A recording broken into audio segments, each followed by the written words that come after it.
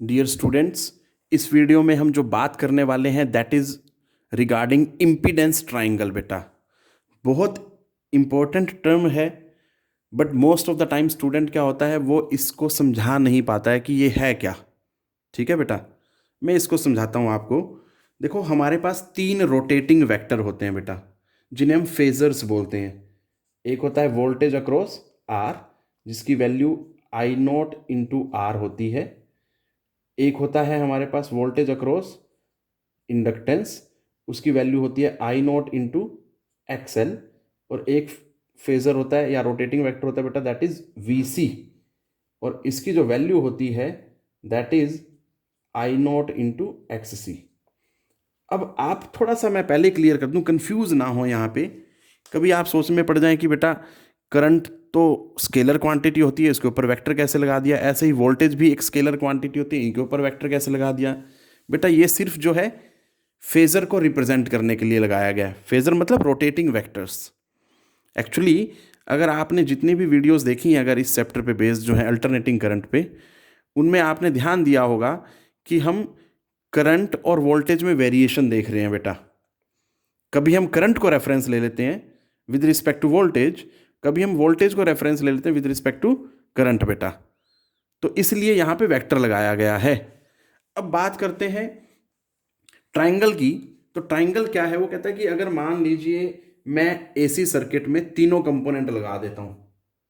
देखो जी, ये मैंने आर लगा दिया सबसे पहले, अगर आप ध्यान से देखें, ये आर लगा दिया, ये एल लगा दिया, और फिर ये क्या लगा दिया, कैपेसिटेंस बेटा।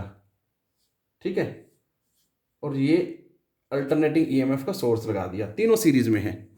तो इस कंडीशन में जो इफेक्टिव रेजिस्टेंस होगा ऑफर्ड बाय आरएलसी, उस इफेक्टिव रेजिस्टेंस को हम क्या बोलते हैं बेटा, इंपीडेंस बोलते हैं। अब उसे निकाला कैसे जाए, दो तरीकों से निकाल सकते हो। पहला तो आप या तो ये ट्राइंगल बना लें बेटा, ये वी आर है और ये वी एल माइनस वी सी है, क्लियर है। और ये लीजिए बेटा, ये आ जाएगा आपके पास रिजल्टेंट। ठीक है बेटा, इसको मैं क्या बोल रहा हूं, ई। क्लियर है, नेमिंग कर लें, ओ ए बी। या या आप इसको इस तरह से भी बना सकते हैं। इसमें देखो वैल्यूज अगर डालेंगे ना, देखो वी आर की वैल्यू डालेंगे आई नोट आर, वी एल की डालेंगे आई नोट एक्स एल, वी सी की डालेंगे आई नोट एक्स सी। तो सोल्व होके अल्टीमेटली क्या आ जाएगा मेरे पास, ये ई होगा बेटा, रिजल्टेंट। ठीक है बेटा, ये चीज़ ध्यान देनी है। और ऐसे ना बनाना चाहें तो आप इनकी वैल्यूज डाल के सोल्व करने पे जो आएगा, मैं उस तरह से भी बता सकता हूं इसको।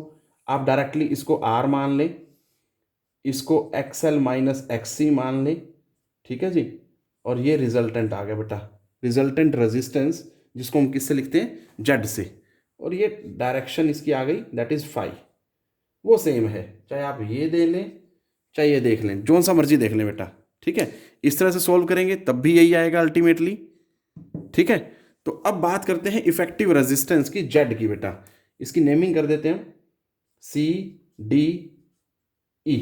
तो इस ट्राइंगल में अगर देखें तो ओ ई जो होगा that is equal to C D square plus D E square का स्क्वेयर रूट। तो बेटा ओ ई क्या है, that is Z, effective resistance है, which is offered by R L and C when taken in series.